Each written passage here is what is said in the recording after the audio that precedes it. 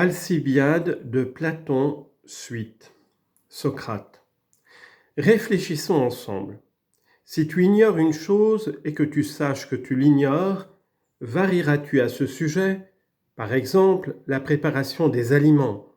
Tu sais certainement que tu n'y connais rien. Alcibiade. Oh, en effet.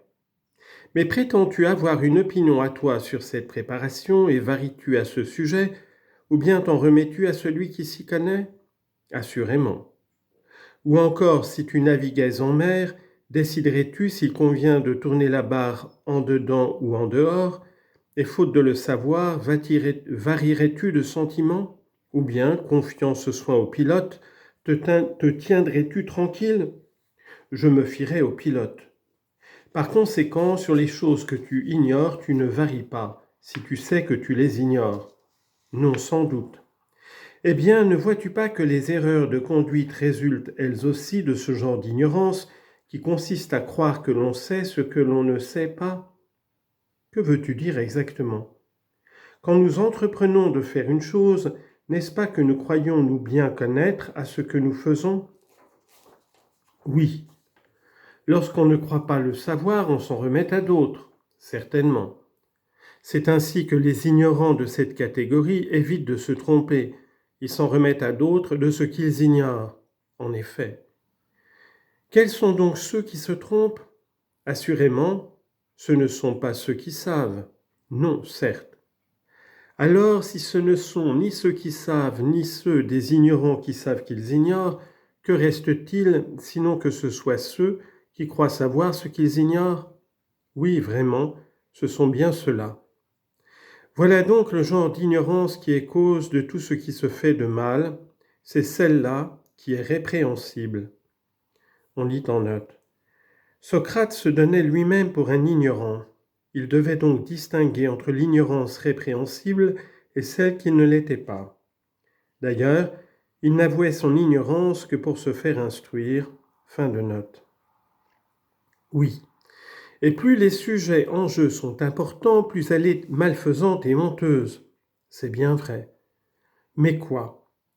Connais-tu quelques sujets plus importants que le juste, le beau, le bien et l'utile? Non, aucun. Pourtant, n'est-ce pas là justement celui sur lequel tu reconnais que tu varies? Oui. Or, si tu varies, ne résulte-t-il pas clairement de ce qui vient d'être dit que non seulement tu ignores les choses les plus importantes, mais que tout en les ignorant, tu crois les savoir? Ah, cela pourrait bien être. Ah, mon cher Alcibiade, quel fâcheux état que le tien. Vraiment, j'hésite à le qualifier. Et pourtant, puisque nous sommes seuls, il faut parler net. Tu cohabites, mon pauvre ami, avec la pire des ignorances. C'est notre raisonnement qui t'en convainc, ou plutôt c'est toi-même.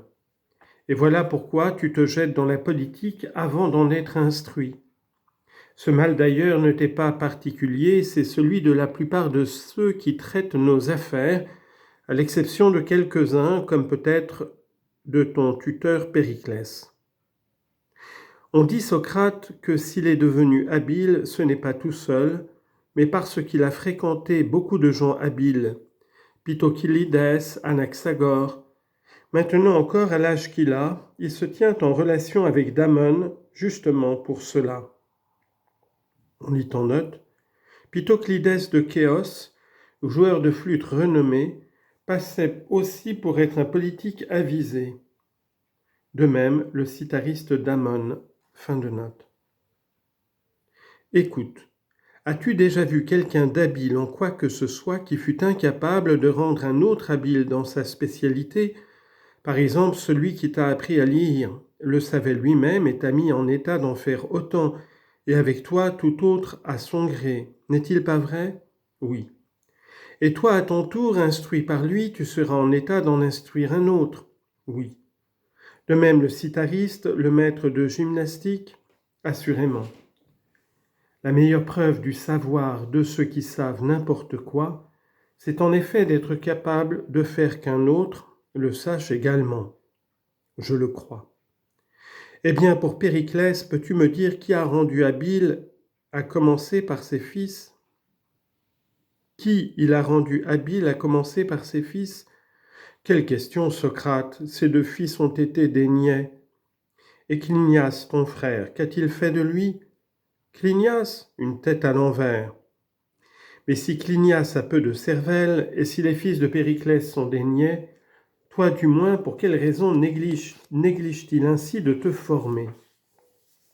Ah, pour cela, je crois que c'est ma faute. Je ne fais pas attention à ce qu'il dit.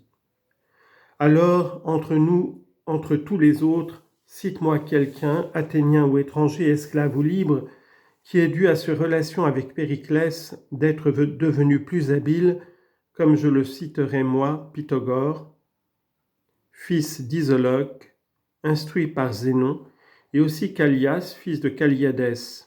L'un et l'autre, moyennant 100 mines données au même Zénon, sont devenus habiles et renommés.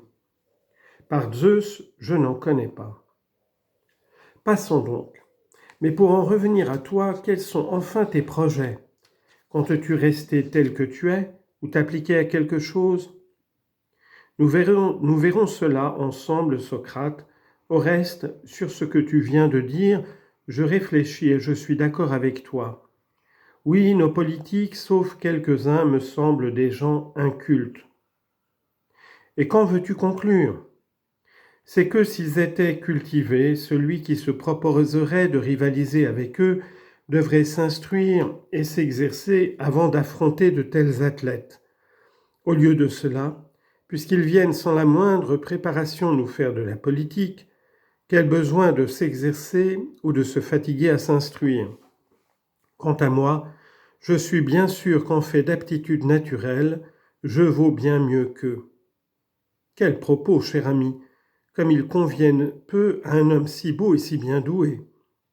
Que me reproches-tu, Socrate, et que veux-tu dire? J'en suis fâché pour toi, pour mon amour. De quoi? De ce que tu considères comme tes rivaux, nos gens d'ici. Et quels sont donc mes rivaux? Un homme qui croit avoir l'âme grande, devrait-il le demander? Quoi donc? N'est-ce pas avec cela que j'aurai à rivaliser? Écoute, si tu te proposais de gouverner une trière prête à combattre, te suffirait-il d'être le plus habile pilote de l'équipage? Quoi? Au lieu de te contenter de cette supériorité indispensable, ne te comparerais-tu pas à tes vrais adversaires et non, comme tu le fais maintenant, à tes auxiliaires? À ceci, vois-tu, tu dois être réellement supérieur, qu'ils ne puissent même pas rivaliser avec toi. Traité en inférieur, il faut qu'ils te prêtent leur concours contre les ennemis, si tu prétends faire une politique vraiment belle, digne de toi et de la ville. C'est tout à fait ma pensée. Eh bien alors, la réaliserais-tu si tu te contentais d'être supérieur à nos simples soldats, si tu n'avais devant les yeux les chefs des peuples rivaux pour t'efforcer de valoir mieux qu'eux en les étudiant, en t'exerçant à les surpasser? Quels sont-ils donc, Socrate, ces rivaux que tu as en vue? Ne sais-tu pas que notre ville est sans cesse en guerre avec les Lacédémoniens et le grand roi? Tu as raison. Par conséquent, si tu as en tête d'être le chef de notre peuple, il faut te dire que la rivalité sera entre toi et les rois des Lacédémoniens ou celui des Perses. Voilà ce qui doit être. Tu pourrais bien avoir raison. Eh bien, non, mon ami, non, c'est Midias, l'homme qui élève des cailles, qu'il te faut étudier, et avec lui les autres de cette espèce, qui se jettent dans la politique, ayant encore dans l'âme, comme diraient les femmes, la tonsure des esclaves, tout inculte, tout empreint de leurs tares originelles, gens qui nous sont venus, sans savoir même parler grec, pour aduler le peuple et non pour le gouverner. Oui, attache ton regard sur eux et demeure dans ta négligence sans rien apprendre de ce qui veut être appris, quand on doit s'engager dans une lutte si sérieuse, sans t'exercer à tout ce qui demande de l'exercice, sans te soucier d'être complètement préparé avant d'aborder les affaires publiques. À propos de l'expression « l'homme qui élève des cailles », on lit en note Les jeunes Athéniens élevaient des cailles pour les faire servir à un de leurs jeux favoris, qui consistait à les abattre, sans doute à coups de pierre. Midias, personnage assez mal famé, était grand amateur de ce jeu. Aristophane, dans une comédie perdue, l'appelait par moquerie l'abatteur de cailles.